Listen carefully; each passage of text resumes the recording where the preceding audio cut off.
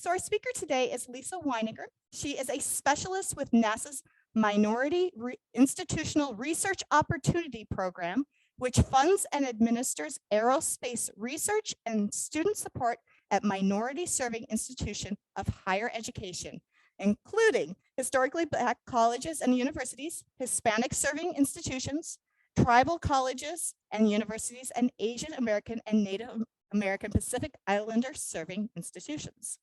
She is an education subject matter expert at NASA Langley and NASA's Science Mission Directorate, and most recently evaluating proposals for heliophysics missions and Venus missions.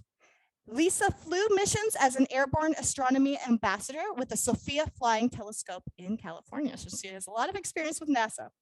Prior to her current assignment, Lisa was a director for the MySTEM Network, a science teacher in Southwest Michigan, and an education curator at the Henry Ford Museum. She also serves as the executive board for the Plainwell Aviation and STEM Academy, which is a flight school for middle and high school students, which offers summer camps and community outreach programs across the state, which is a really cool program if you didn't know about it. Lisa is based out of Kalamazoo County and divides her time between working remotely and traveling on NASA business. Wouldn't you love to say that? I'm traveling on NASA business, right? She and her husband raises Newfoundland dogs, including therapy dog Gemma, and enjoys camping and hiking. So please help me in welcoming Lisa. Thank you so much for coming out today. I love working with Pierce Cedar Creek. We've done a number of things together over the years, and I have a long-standing relationship with them. So today we're going to be talking about space telescopes and space astronomy and what it is, how we do it, why we do it. Okay, now I'm on. Okay, how we do it, why we do it, what are NASA's plans for doing it. We're just going to kind of go through that whole 9 yards. This can be too technical, but I'm a generalist. I'm not like by trade an astronomer. So if you know more than I do, feel free to speak up. Just in terms of my background, this work that I'm doing right now is volunteer. I belong to a group called Solar System Ambassadors. It's administered through the Jet Propulsion Lab in California. And it's a group of probably 5,000 people who go out across the globe, in essence, and do educational programs for folks on behalf of NASA. So I probably do 5 or 6 of these kinds of programs a year. Sometimes more. My day job you heard about, I'm a MIRO Specialist, so I actually work for NASA full time, and I'm here in Michigan about 3/4 of the time, and then I travel to the various institutions that we fund the rest of the year. And then the other thing I have, SOFIA, you'll see a picture of SOFIA as a flying telescope. And so having done missions with SOFIA, I also do outreach on their behalf, although I'm very sad to say she's about to be decommissioned because, you know, we've got the Webb and other things coming. So the idea of having to fly a 747 probably isn't quite as necessary as it used to be. Okay, so there is that. And obviously our first picture of the Webb. And I'm just going to start with a tiny little bit of science. Why do we need space telescopes? Those of you, and I'm sure many of you are scientifically oriented, know that energy travels through the universe at all the time in all different wavelengths. And that's called the electromagnetic spectrum. So different telescopes are set up to see different wavelengths, you know, fast or slow. And so not all telescopes, most telescopes can't see, you know, the really wide ranging parts of the electromagnetic spectrum. When we have a telescope in space, it prevents all the distortion that comes from the Earth's atmosphere. So there are lots and lots of ground-based telescopes, and they're usually on the tops of mountains like Mauna Kea or in Chile. But even so, it's kind of like looking up from the bottom of a glass of water if you were underneath, because the atmosphere itself has lots of different densities and lots of water, and it distorts what you see because you're looking through that prism. Once we get a telescope out in space, you don't have that distortion. So you can see a lot more clearly, you can get a lot of different wavelengths, and you can see a lot farther. So space telescopes are really the way to go, but they're a very complicated undertaking. The other thing is the lifespan of a telescope in space is limited. And I know you're going to say, yeah, but Hubble, right? Hubble was out there and then it didn't work. And then people fixed Hubble. And that's true. But Hubble was in a position where it could be collected and repaired. The Webb is going to be a million miles away. So we haven't quite figured out yet how to get a repair service out to the Webb. So when the Webb's mission is done, which will probably be about 10 years or so, then new telescopes will have to go to replace it. But the telescopes that are in space observe different phenomena. So they look at light that's coming on different wavelengths or energy. They also look at different parts of the sky. So some of them have a very narrow focus, and I'll show you one that's called TESS. It's searching for exoplanets, but it has a very narrow field of reference. Others are very wide, but they capture less detail.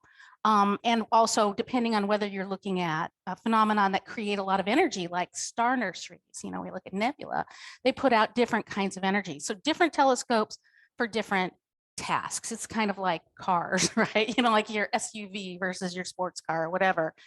So if we're also looking at different distances, that's something that we would have a certain kind of equipment on the telescope to do. So that's why there's so many different ones. We just can't rely on having the same space telescopes forever if we want to get new information, which is why we're doing this.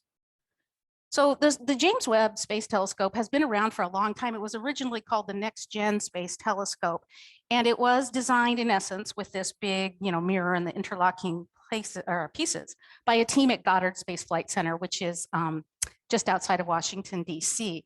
So that original design, which dates back, into the late 80s, early 90s, it had that segmented mirror. It had an open design where it would deploy, and it had to have a sun shield. And we're going to talk for a minute about why do you need a sun shield when you're in the depths of space? And, theoretically, right, there's not going to be a lot of heat emanating from things, but I just want you to think about what it is that's going to heat you up when you're in space.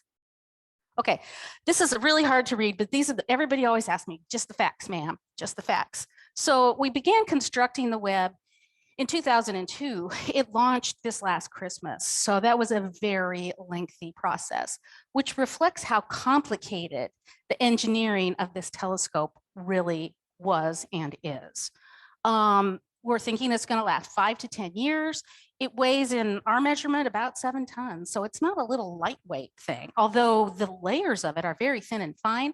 It's quite heavy. The mirror itself is about 21 feet across, which is gigantic for this kind of telescope. The Hubble is like a third of that. So you can see that if you have a big miles away from Earth, the temperature that it operates in space nominally is about negative 370 Fahrenheit. I'm using Fahrenheit here because more people, can relate to that. The cool part, the gold part, is actually beryllium, and the beryllium is coated with gold, but it's very, very thin. So for this, the primary mirror, which is about 21 feet across, it's the amount of gold that you would have if you had a solid gold golf ball, which would actually be worth a lot of money. So, but the gold is really important. It has a lot of properties that affect the operation of the mirror itself. Okay, so the cost, luckily we didn't pay for the full freight on this, although it's primarily, we've paid the bulk of it. Our cost US is about 10 billion. It seems like a lot of money. It's been over the course of 25 years. It has funded a lot of different types of jobs and the economy of a lot of different places. But it's an incredible feat of engineering. So I think the 10 billion is probably about right. The European Space Agency has put in 7 million pounds, and the Canadian Space Agency has put in about 200 million Canadian. So it's a joint effort amongst all of those groups. And that means that these folks are going to have the opportunity to have their astronomers and their physicists really be able to request time on the mirror and the telescope to accomplish the research that they've proposed. And I'll explain how that works in a minute. Okay, so I'm just going to stop. What here blows your mind?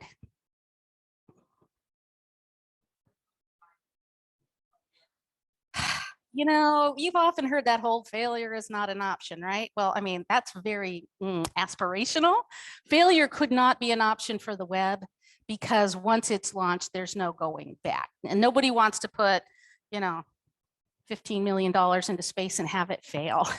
So the engineering of it, I don't know if any of you watched this, but there were so many critical points of failure that could happen when this got launched and deployed into space. And for every single one of those points of failure, you have to have 2 or 3 fail safes, because you can't just say either it works or it doesn't. If one piece doesn't work, none of it works. So you have to build in, you know, safety measure after safety measure in case something doesn't go the way you expected it. Thank you for asking. I have a slide about that. So yes, they do. And it's named after a famous woman scientist. So I'm pretty geeked about that. Okay, so the timeline, just very briefly, this is the view that I saw when I first saw it at Goddard. So 2004, they engineer it obviously for a long time before they build it. But remember, you're not doing something anybody's done before. This is all basically from scratch. So they picked French Guiana for the launch site because it's close to the equator. So then you can get the planet spinning and flinging you off into space and get more bang for your buck out of the launch. The mirror segments had to be put together. Just the mirrors that are in telescopes that are one piece are incredibly delicate. Any scratch or smudge, a drop of moisture on there will destroy your image. So imagine you have 18 of them. They'll have to fit together absolutely perfectly with no distortion, no lines, no nothing, okay? And it's gonna be out in the middle of space when you do this. It's like really kind of mind-blowing. So I love that aspect of it. So the mirrors all had to be tested and finished, and then the pieces went to Goddard and began to be assembled. And this is a big, huge clean room where you can, you wear your bunny suit. You can't take a piece of dust in there because you could destroy everything, apparently. But it's not just the mirror. There are science instruments that you'll see in a minute, like the cameras and the computers that have to be on there too, because the images have to be collected, they have to be digitized, and they have to be shipped back to the people who are looking for them. So they had to have science instruments test those. So 2015-16, 5 years before launch, the optics and the mirror are put together. And then it got shipped again.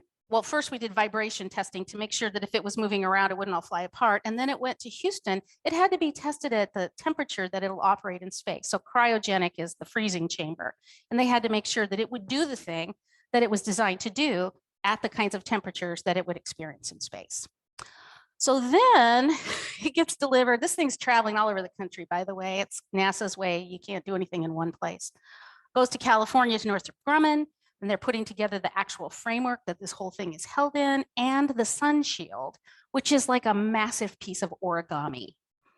And then finally in 2021, we get these final tests, and then, things are communications. Obviously, this takes a whole lot longer than anybody actually thought. And then it has to be folded up into like a little umbrella kind of shape, and it gets shipped to French Guiana, where it's going to get loaded into the rocket.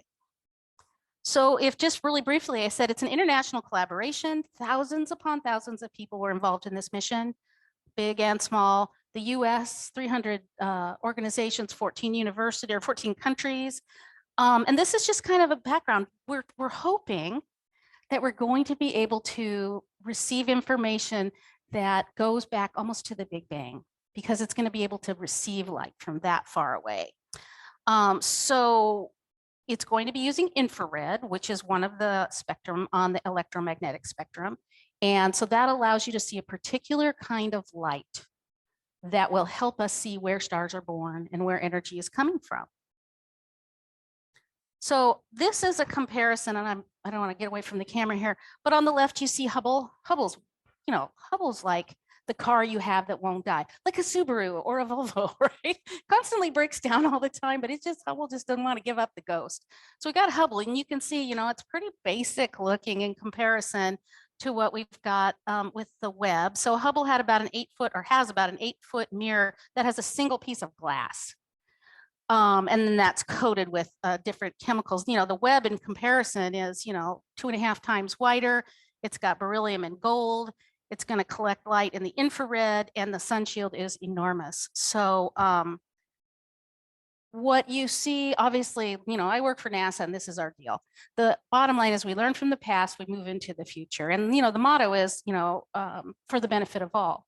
So the data that we get from the Webb is going to tell us lots and lots of things that we've always wanted to know. Is there habitable life elsewhere in the universe? How did that life originate? You know, where do we think the different parts of the universe are expanding or contracting? All those questions could get some data to help resolve them by the images that we acquire through the Webb. So it's a big reach, and the mission itself is sized accordingly. Okay, so this is the tricky part. The thing with the Webb is, how do you see back in time? You know, we all think of time as this construct where it starts here and it goes forward. Okay, so that's our life, right? We don't remember what happened before we were here. But how do we know what happened in the universe before we were here? So one thing we know, you know, Science 101, is energy travels through the universe. Light travels at a constant rate of speed. So we know that a light, if we know the distance of the object that we're observing, and we know when we received the light wave from it, we know how far away it is, but that light is from that object's past. We receive it in our present. So we're looking at an object's past in our own present. Okay, is that kind of weird? Does that make sense? Okay, so for instance, we could be receiving light from a star that, you know, supernovaed out or white dwarfed or whatever, and that object is gone in its own time, but not in our time, because it takes so long for that light to get to us. So if we're looking at the Webb and what it can see, you know, the illustration here says, for instance, the light that I'm seeing outside originated on the sun 8 minutes ago. So when I do this with students, I was like, wait a minute, if the sun went dark, we wouldn't know for 8 minutes. I'm like, yeah, but then you'd really know. Yeah, right. Okay. So if we look at a star that is 4 years away, the light that reaches us originated there 4 years ago, so we can see what conditions were like 4 years ago. If we have got a James Webb that can see a whole lot farther, then we're going to see a whole lot longer back in time. So it really gives us a way to know what the universe was like in the past, which is quite mind-blowing. I'm seeing some looks here which people are like, what? Yeah. So I mean, time is really very subjective, but this is one way to go back and actually look at conditions. Yeah.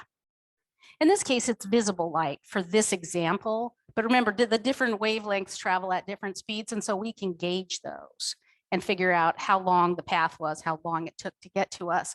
So they're theoretically saying that we're going to see energy, in essence, from stars from billions of years ago. And if we're kind of putting the Big Bang at a, you know, a little under 14 billion years ago, you know, it remains to be seen whether or not we're going to see how this actually could have unfolded. I really like it. It's kind of a really cool thought puzzle.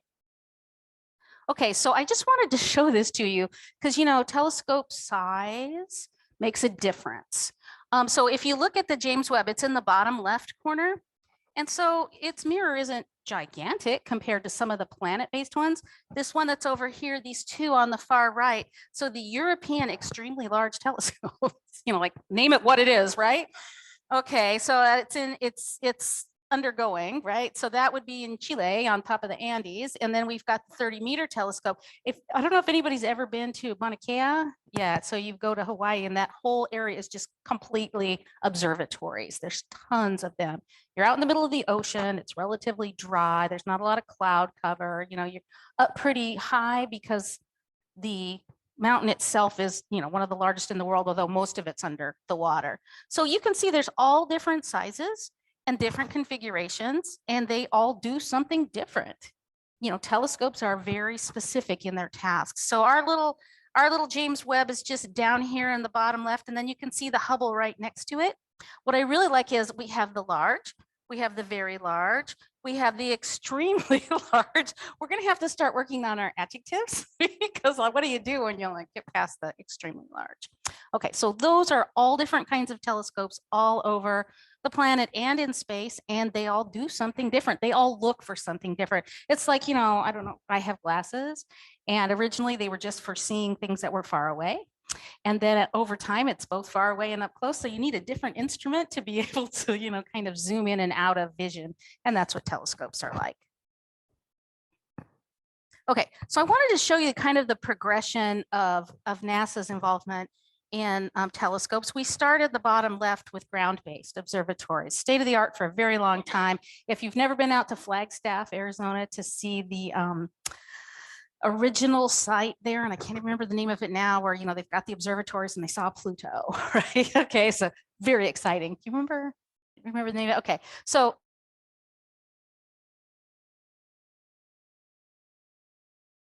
is in there, and then we have Spitzer and Kepler, and they're looking really specifically for certain things. In particular, they're looking for exoplanets, planets outside of our solar system. TESS is one that I was involved with as a mission when I was working in Washington.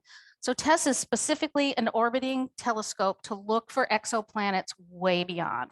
So in the past couple of years since the TESS mission has been up and running, they found thousands and thousands of planets and planetary systems outside of our solar system. And they're starting to categorize them based on what kind of energy signature and or biosignature that they're emitting. So TESS has been really interesting, but still it's a relatively small scale project and it's relatively short-lived project. But any of these, they all have websites up. So you can go and see what it is they discovered. But so then we have the Webb. So we're going to talk a little bit more about that. But you asked about the next one. It used to be called WFIRST. Now it's called the Nancy Grace Roman Telescope. And that is the one that's in the mission stage of planning and designing and everything right now. So that when Webb reaches the end of its mission life, we would be able to continue this kind of work with the Nancy Grace Roman. And then future exoplanet missions. Not in this image, it doesn't, but I'll show you a picture of what it really looks like to scale. It's kind of massive. Okay, so I just want to put in a plug here. This is SOFIA, so it's a stratospheric observatory for infrared astronomy. So somebody had the great idea of, well, we want to do infrared and we want to be able to be really pinpointed to certain targets. So NASA and the German Space Agency, they collaborated on this, and they took an old 747 and retrofitted it as a flying telescope. So when you take off, that door is closed, obviously. And then once you get up to about 50,000 feet, which is above most of the moisture in the atmosphere, then the door opens and the mirror comes out the side. It's the craziest thing. And then inside the plane, there are lots of different kinds of instrumentation, and there's a full science lab inside. And so SOFIA flies all night because you see stars best, obviously, in the night sky. And every leg of the mission is mapped out to a different target. And so most recently, one of their missions discovered the little spherical glass balls of water on the moon, but they've had lots of other discoveries. The problem is it cost a ton of money. It has 8 pilots alone. So now that we've got Webb, there's really not a whole lot of purpose to SOFIA, and that makes me sad, but I think she'll go to a museum where people can go and check it all out. But there's one guy, his only job is to maintain the mirror. So there's one on the plane, there's a backup on the ground, and one person's job year in and year out is just to make sure that those are perfect. It's a great job for you if you're a perfectionist. Okay, so what I want to talk about is where it is that Webb is right now. So the trick to this is, you know, it has to have enough oomph to get Webb to a stable position where it's looking out in the direction that we want it to look at as it orbits. So there are certain points in the solar system that are called Lagrange points. And these Lagrange points are kind of like fulcrums. They're kind of like a balancing point. There's 5 of them. A couple of them aren't terribly stable, but Lagrange point 2 is because gravity from the sun and the earth balance in that point, and then that keeps the mass that is Webb, because, you know, it has its own mass and gravity acts on that, in a basically stable orbit around Lagrange point 2. So that's why we don't have to get up there and try to move it around. It's being held in that point basically by physics. So you could put a spacecraft there in theory and do the same thing, and it requires very little energy to kind of boost it around. Not like the ISS, the International Space Station. It's in low Earth orbit, and, you know, they constantly have to keep giving it little boosts to keep it up to where it needs to be. But that wouldn't be necessary for the Webb. So its orbit, since its orbit is not perfectly circular, its orbit is kind of a little bit more elliptical. So it'll orbit somewhere between 900,000-ish to about 1.2, 1.3 million miles away from us. And then everybody asked, well, how do we hear back from it? Well, we have something called the Deep Space Network, which is basically communication to things that are out in space. Yes, that's true. It's really a thing, Deep Space Network. And it'll upload twice a day. So we send commands through the network. The commands get to Webb. Webb takes data, sends it back down through the network, and it's received back here on Earth. So that is how that's going to work, but it has to be balanced on that Lagrange point, because we don't have the means to go and move it around. It doesn't have the means to do that itself. So how to get there? Well, I went inside of a rocket. And the trick to being inside the rocket is it had to be able to fold up, like I said, like an umbrella, and be packed in there so that it wouldn't get damaged or knocked around. So it had to pressurize and depressurize so that it didn't get crushed, because parts of it are very fragile. And then the rocket itself has to account for the fact that its payload is going to require some special maneuvering. So the Ariane is the rocket that was launched from French Guiana with the Webb inside. Okay, so this was the worst part. I was really paying attention to all this right before launch time in November of this last year. They basically dropped it. Okay, like one of the things that held it in place, and the thing just started rattling all around. And I mean, it just like was a shot across the bow for everybody. And so, you know, they have clamps that hold on to it, and one of them released and the thing started vibrating. And so we thought, oh my gosh, we're done. This thing is damaged beyond all belief. Luckily, it took a while, but they moved back the launch date and checked everything out, and it didn't suffer any permanent damage. So, okay, big sigh there.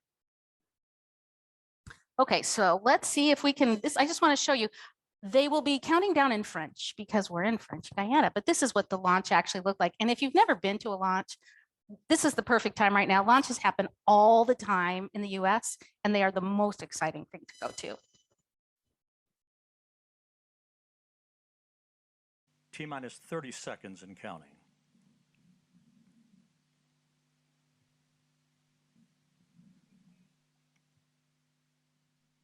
Standing by for terminal count. À tous de DDO, attention pour les décomptes finales. 10, 9, 8, 7, 6, 5, 4, 3, 2, unité, top. And we have engine start. And Allumage liftoff. UAP, décollage. Decollage, liftoff from a tropical rainforest to the edge of time itself. James Webb begins a voyage back to the birth of the universe. Punching a hole through the clouds, 20 seconds into the flight. Good pitch program reported.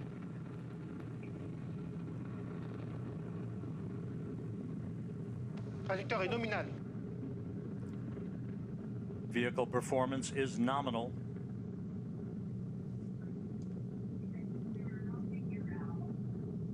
The Ariane 5 rocket continues to fly uphill in nominal fashion.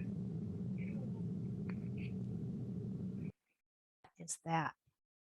So let me tell you, we were all on the edge of our seats. Let's see if this is going to advance for me now. Oh, there we go. Okay, so what type of telescope is the Webb? Okay, this one's jumping around for me today. Let's try this one more time. Okay, one more try. Well, this is just kind of an animation that's going to show you how the giant mirror collects light. It is not wanting to advance for me. Okay, I'll talk you through it. So the giant mirror collects the light, and then that light is concentrated. And then it goes back out to that thing that looks like a big gimbal, and it's concentrated again. And then it goes back into an even smaller one. And so all of this light energy is being concentrated until it actually goes into the science instruments that are in the body of the Webb. And then that's the information that's translated into data that goes to the Deep Space Network that goes back to us on the planet. So this is just kind of the unfolding process, and it's incredibly complicated as well. It can unfold in the wrong sequence. It has to have certain parts work first and certain parts work second. But really the biggest concern was getting those mirrors to fit together perfectly, because if they don't, the images are going to be worthless. Inside the Webb, there are cameras, lots of them. which are looking at the light waves or the energy waves in the electromagnetic spectrum. And there are coronagraphs that block starlight so that you can see parts of the night sky and not other parts. So if there's things coming off a planet that's nearby, we don't want to collect that light. We want the light that's coming from the direction that we want to see. So there's instruments inside that take care of that. This is, we were talking about the sunshade. So if you're in space, it doesn't matter if you're on the moon, wherever you are. If you're just in the black part of space, you're freezing. But if the sun hits you, you're frying. And so a telescope is a very delicate instrument. So we had to have a sunshade. And you'll notice this one has all these different layers. Because if it was one layer, think about wrapping something up in foil. Okay, one layer just transmits the heat regardless. And so there's all these different layers. And you can see the people standing around it. They're gigantic. Remember, all of these were folded up and stuffed inside of the rocket. But it can take you from 300 degrees Fahrenheit all the way down to negative 370. So the sunshade is a huge innovation and really important. And that's just another view. It really, to me, just looks like a bunch of foil on a frame. It's a little bit more durable than that, but in essence, it's there to block you like sunscreen would block you out. And it says it gives an SPF of 1 million. So that's a lot of blocking there. But the Webb is very, very sensitive to heat. And there's the analogy here is it could detect the heat of a bumblebee from the distance from the Earth to the moon. So it's pretty good at detecting heat. And then also that they're going to be trying to look back in time. So we talked about that. So Webb science, what do we want to know? We want to know, what was the early universe like? How did it get to be the way it is now? We're trying to understand other galaxies and black holes because we'll be able to see them a whole lot better. You know, you can't understand it if you can't see it. If you see it, you can map it. But if you can't see it, it doesn't matter. The life cycle of stars from their birth to their death. So we'll be able to look at all the variety of stars in the various stages of their lives and hopefully be able to get some understanding of what causes, you know, the star, we've all seen the star kind of life cycle thing, and some of them divert and go off in different ways. They supernova, they, you know, burn out, they do whatever. Why? And I mean, the bottom line is then too, how will that affect our sun when the time comes?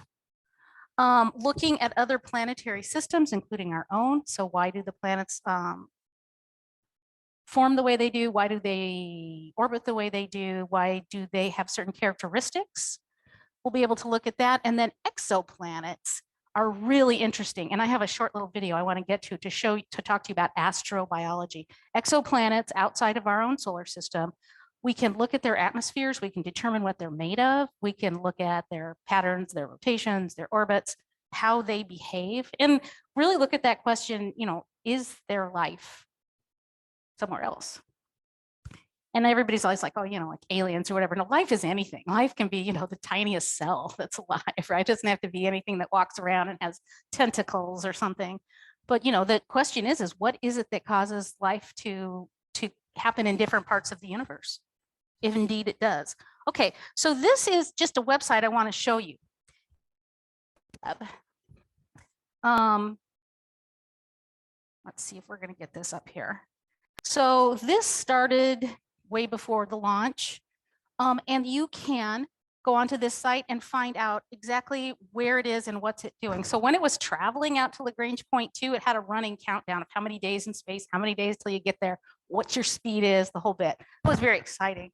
Right now we know mirror alignment is complete, and they're commissioning all of the other instruments. And where this is leading to is hopefully in July, we'll be getting first images. And I can pretty much guarantee for first images, you're going to see some stuff that's going to knock your socks off, because they're not going to want to give us something for first images. It's super boring. So here at Pierce Cedar Creek, we're going to be doing an event that kind of ties into that first images, and it'll be in July. You know, I work for the agency, and you know, they'll give you a date, but sometimes there's a little, you know, mission slip on that date. And so we're hoping that it will be mid to late July, and you'll have a chance to come out here and, you know, look at some of those images. Okay.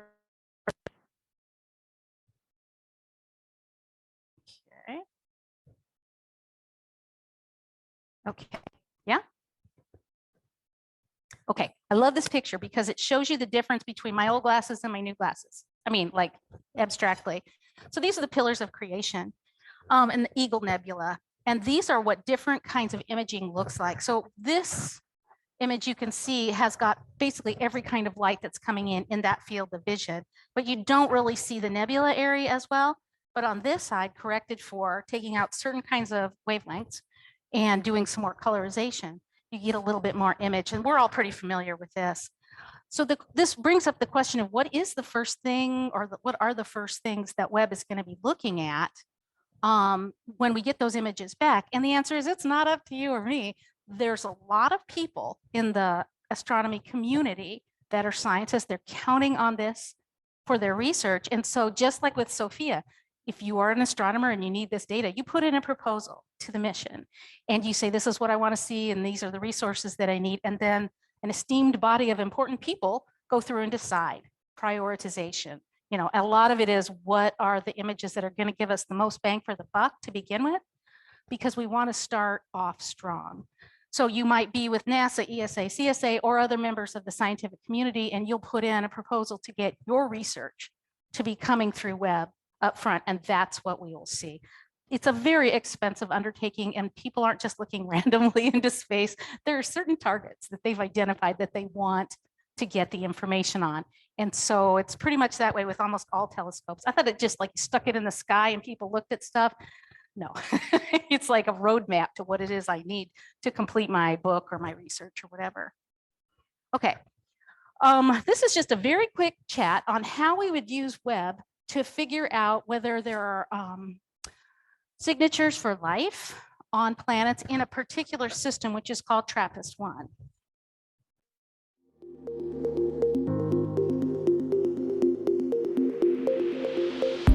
Well, TRAPPIST-1 is a really exciting system for James Webb to observe. It's going to observe TRAPPIST-1 early in its operating cycle. And the reason why astronomers are so excited by TRAPPIST-1 is that it's a system of 7, not just 1 or 2, but 7 rocky planets orbiting a really low mass star. This is really, really interesting because these planets sort of are a natural laboratory to study processes that might impact planetary habitability. And the reason for that is because some of the planets in that system are too close to the star to be habitable. They're probably too hot.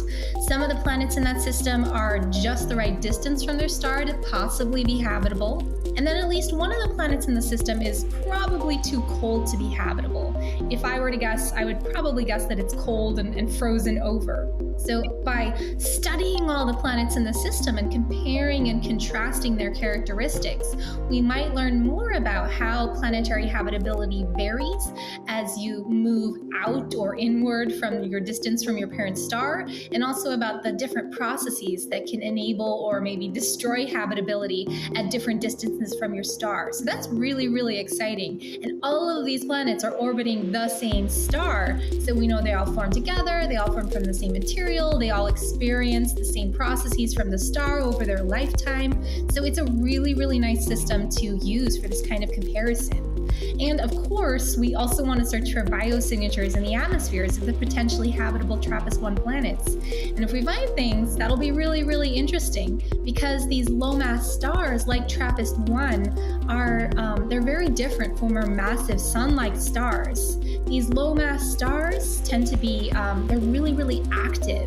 They produce a lot of high-energy stellar flares. They produce a lot of high-energy radiation. So whatever evolutionary history these planets have had over time, it's probably pretty different from the planets of our solar system, just because its star behaves so differently. And so it'll also be really, really interesting to compare the planets in this system to the rocky planets of our solar system and see, in what ways are these planets different, but also in what ways are they the same.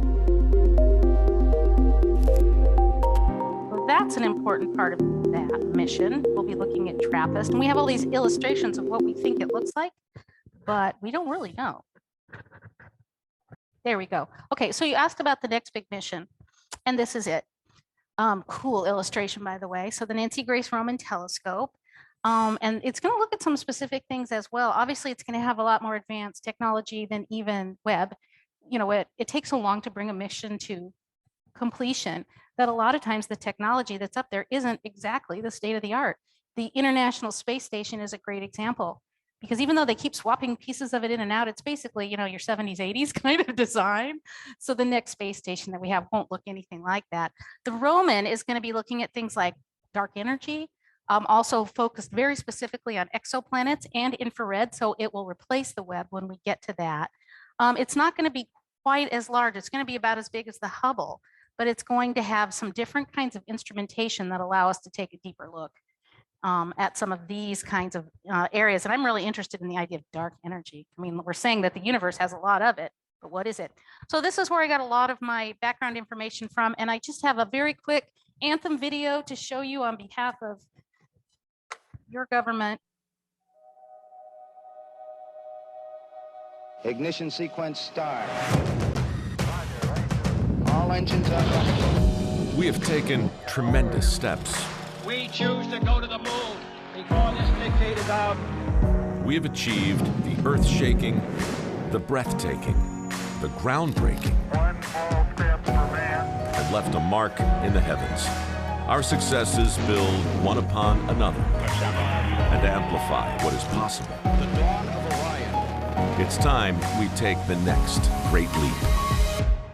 We're building the next chapter of American exploration, returning to the moon to stay, so we can go beyond to Mars, to expand what's possible and further our understanding. The architecture for these missions is already taking shape. We will go with new systems, bold designs, and a sustainable mission. You can hear it, taste it, touch it. We are going. We are training, testing, pressing our pioneering spirit into every component, defining our resolve with every line of code, and securing our success with every welcomed partnership. This is not hypothetical. This is not about flags and footprints. This is about sustainable science and feeding forward the advance of the human spirit.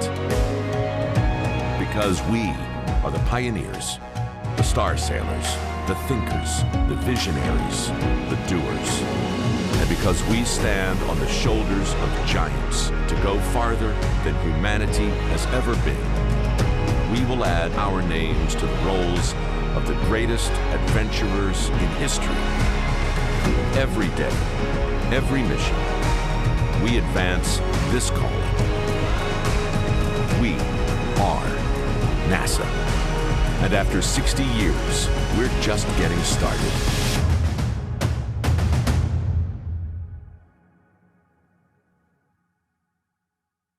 So we can do questions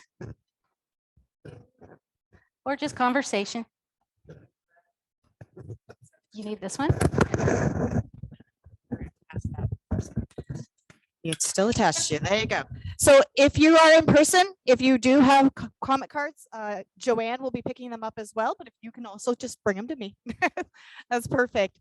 If you're joining us on Zoom, I will be checking the Zoom and also making sure that your questions get answered on Zoom, but we'll get the ones in person first. All right.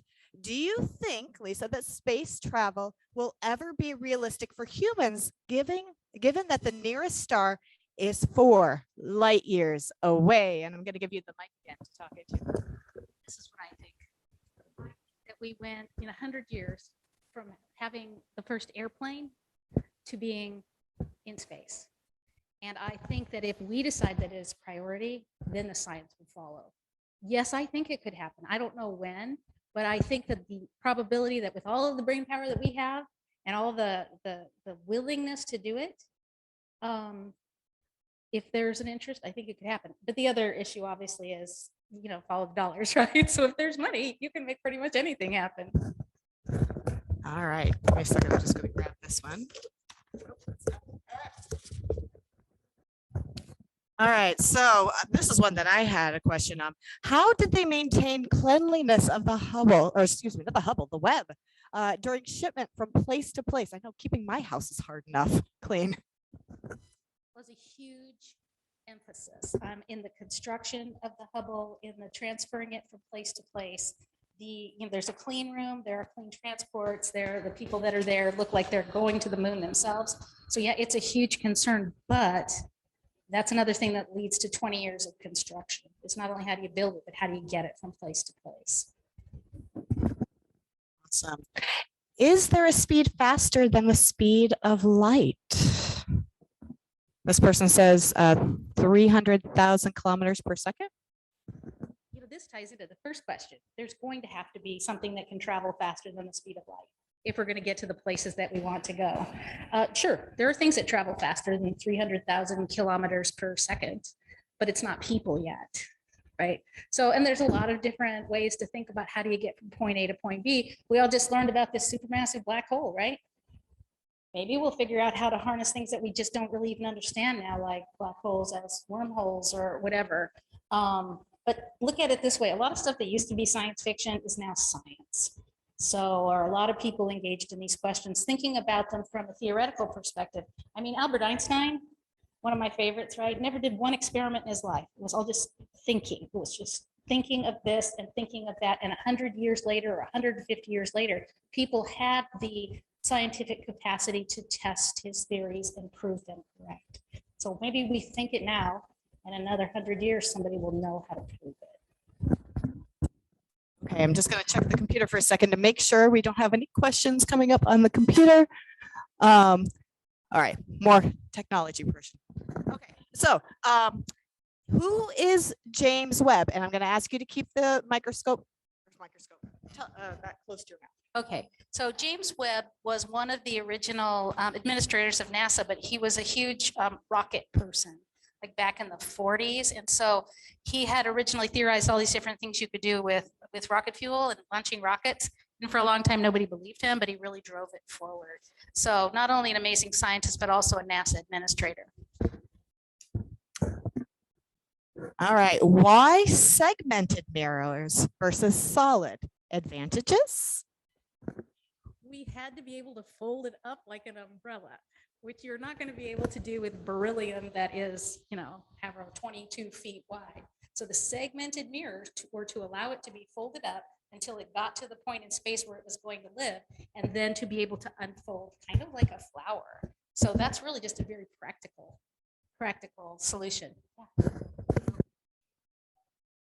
It's like back in the day when we used to have the shuttle and they would put those tiles on by hand, and many of them were very different sizes depending on where they're located on the instrument. So the reason that it had to be that way really was it wasn't going to make it through transit if it was one giant mirror. All right, here's one that I think my son wants to know as well.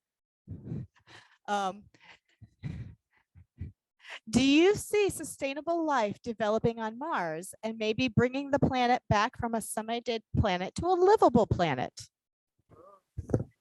Okay, so this is going to be your job to do, which is the idea of, can you terraform a planet, or would we live there, like in underground and above ground bubbles? Mars had an atmosphere. Mars had water. Okay, it doesn't have that anymore. So what we want to find out is what happened. So why did it lose its atmosphere? If we can figure out how, it's a possibility. Sorry, I hope that was All right. Are alignment images being released? So I know they did a lot of alignment. Are we going to be able to see those images? Some of them have been released, and they're just kind of like showing clarity with other images. So it's a lot clearer, but they're not official images, and they're not of established targets, just so that people are dying. Like they want to see an image from Webb. So we've seen a couple come out, but we're really going to try to hold off on the big stuff until the first image launch. Thank you everyone for joining us, and we hope to see you in the future.